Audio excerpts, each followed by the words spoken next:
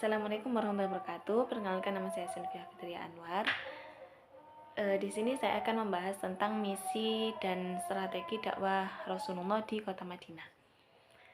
Poin-poin penting yang pertama yaitu adalah Piagam Madinah. Yang kedua, misi dakwah Rasulullah SAW di Kota Madinah. Yang ketiga, strategi dakwah Rasulullah di Kota Madinah. Dan yang terakhir itu dampak dakwah Rasulullah di Kota Madinah. Nah, yang pertama yang akan saya bahas itu Piagam Madinah. Apa sih Piagam Madinah itu? Piagam Madinah itu adalah perjanjian Rasulullah. Perjanjian yang disepakati oleh Rasulullah sebagai pemimpin umat Islam setelah beliau pindah ke Madinah. Nah, perjanjian ini itu berisi tentang aturan supaya penduduk Madinah itu baik dari Muslim, Yahudi, atau suku lain itu bisa hidup dengan damai dan rukun tanpa adanya konflik. Nah, kenapa Piagam Madinah itu dibuat? Jadi sebelum Rasulullah datang, Madinah itu sering terjadi perang antar suku, terutama di suku Aus dan suku Khazraj. Nah, selain itu penduduknya itu juga sangat beragam. Ada yang Muslim, ada yang Yahudi, dan ada yang dari suku lainnya. Nah, agar mereka itu nggak terus-menerus bertengkar atau terjadi perselisihan, jadi Rasulullah itu membuat Piagam Madinah itu sebagai pedoman hidup bersama. Nah, selanjutnya itu ada misi dakwah Rasulullah di Kota Madinah. Yang pertama yaitu menyebarkan agama Islam. Di sini Rasulullah itu mengajak orang-orang untuk menyembah Allah, hidup jujur, adil, dan berakhlak baik. Nah, beliau itu juga berusaha untuk menghapus kebiasaan buruk seperti riba. Jadi selain Rasulullah menegakkan hukum dan membangun hubungan baik dengan pemimpin dunia, dakwahnya itu juga membuat agama Islam itu berkembang secara pesat dan di Kota Madinah itu menjadi pusat pertama pemerintahan Islam. Yang kedua yaitu mengajarkan tauhid. Nah, Rasulullah SAW itu diutus untuk mengajarkan tauhid, yaitu keyakinan bahwa hanya Allah satu-satunya Tuhan yang patut untuk disembah. Jadi sebelum Islam itu datang, banyak orang yang menyembah berhala dan percaya pada banyak hal atau banyak yang dianggap dengan dewa. Nah, jadi Rasulullah itu mengajak orang-orang untuk meninggalkan kesyirikan dan hanya semua itu bergantung kepada Allah. Jadi tauhid ini bukan cuma soal ibadah, tapi juga untuk membangun atau membentuk sikap hidup yang jujur, adil, dan rendah hati. Jadi orang yang bertauhid itu nggak mudah takut kepada manusia, tapi hanya takut kepada Allah. Selanjutnya yaitu menciptakan persaudaraan atau membangun persaudaraan. Nah, Rasulullah itu ingin umat Islam itu bersatu dan nggak terpecah belah. Jadi hanya karena perbedaan suku atau status sosial. Jadi salah satu caranya yaitu dengan mempersaudarakan kaum muhajirin, yaitu orang-orang Islam yang pindah dari Mekah, dengan kaum Ansor, yaitu penduduk asli Madinah. Jadi supaya mereka ini saling tolong menolong dalam kehidupan sehari-hari, sehingga menciptakan masyarakat yang kuat dan harmonis. Yang terakhir itu memperbaiki akhlak manusia. Jadi dalam misi Rasulullah itu terdapat juga memperbaiki atau menyempurnakan akhlak manusia. Sebagaimana Rasulullah pernah bersabda, yaitu aku diutus untuk menyempurnakan akhlak yang baik. Nah, dari ucapan Rasulullah tadi itu akhlak itu sangat penting. Bahkan Rasulullah itu mengatakan bahwa orang yang rajin sholat, puasa, dan membayar zakat itu bisa tetap rugi kalau akhlaknya itu buruk. Jadi kalau seseorang itu suka berbuat zalim, contohnya kayak suka menyakiti orang lain, tidak jujur atau sombong, jadi pahalanya atau apa yang dilakukan itu sia-sia, karena yang lebih utama itu akhlaknya begitu. Dan dalam Islam pun itu mengajarkan supaya kita itu berbuat baik, bahkan kepada semua orang, kepada non muslim itu juga kita harus berbuat baik gitu. Nah, selanjutnya itu ada strategi dakwah Rasulullah di kota Madinah. Strategi yang pertama itu Rasulullah membangun Masjid Kuba dan Masjid Madinah. Nah, membangun masjid itu untuk sebagai pusat beribadah. Jadi saat pertama kali Rasulullah tiba di Madinah, Rasulullah itu langsung membangun dengan 2 masjid sebagai pusat dakwah atau pusat beribadah, yaitu Masjid Kuba dan Masjid Madinah. Nah, Masjid Kuba ini dibangun ketika beliau itu baru sampai di Madinah. Setelah itu beliau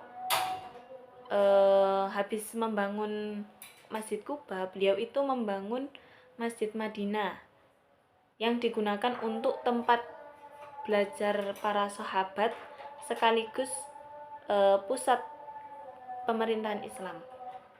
Nah, strategi yang kedua itu melakukan perjanjian dengan kaum Yahudi Madinah.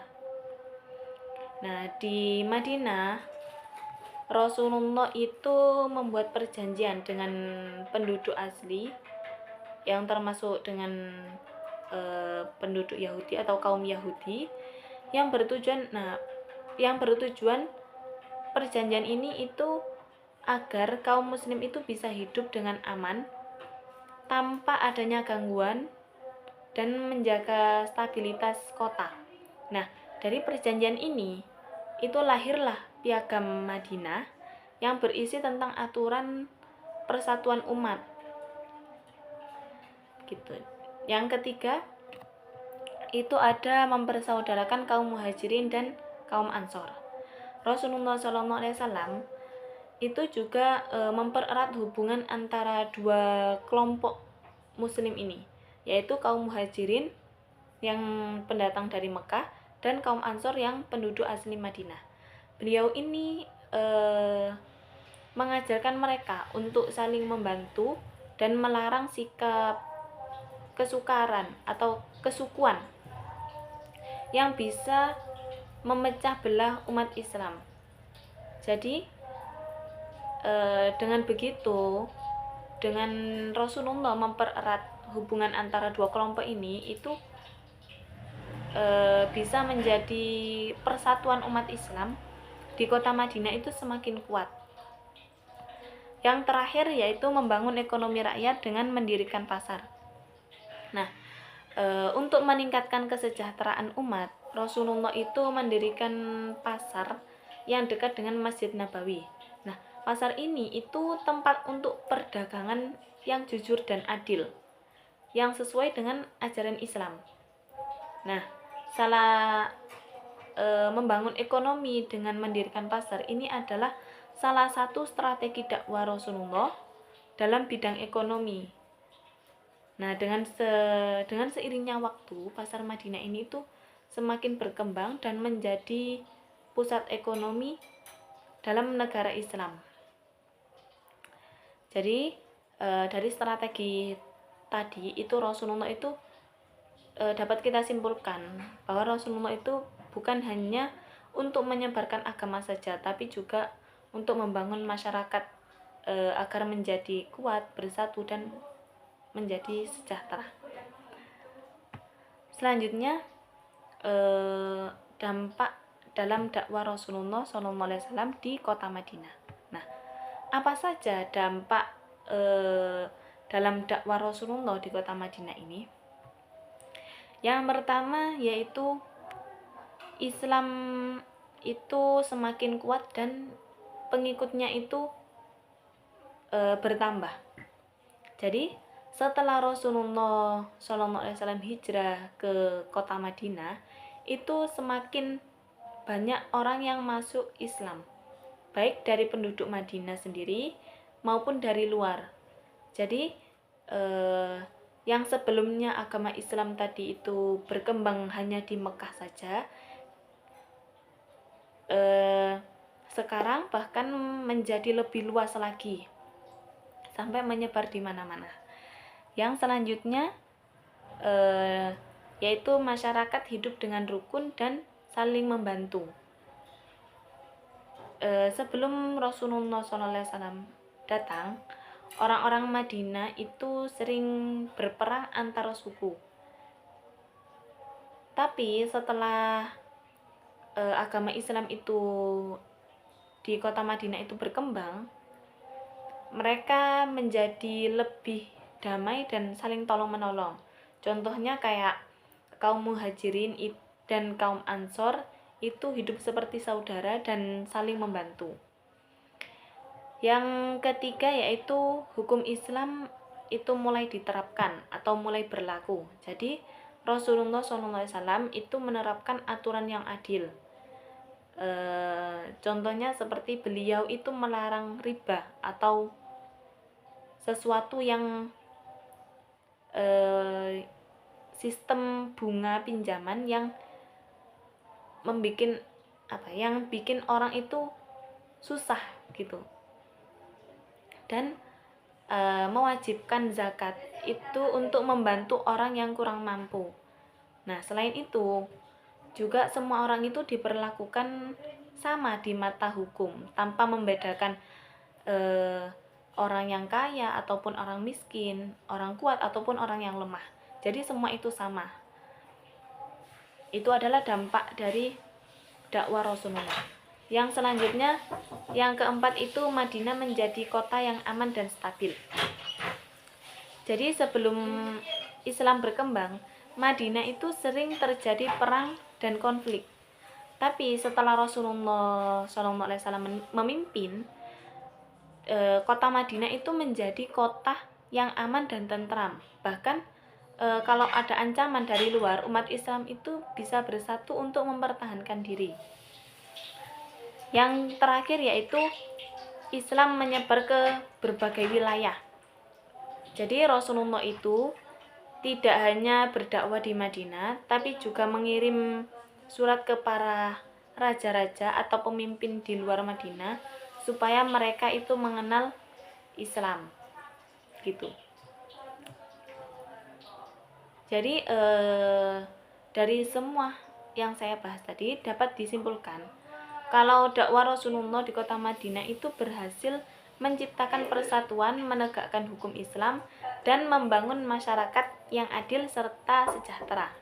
Nah, melalui program Madinah ini, persaudaraan antara kaum Muhajirin dan kaum Ansor itu serta pembangunan ekonomi, terus agama Islam itu berkembang pesat gitu.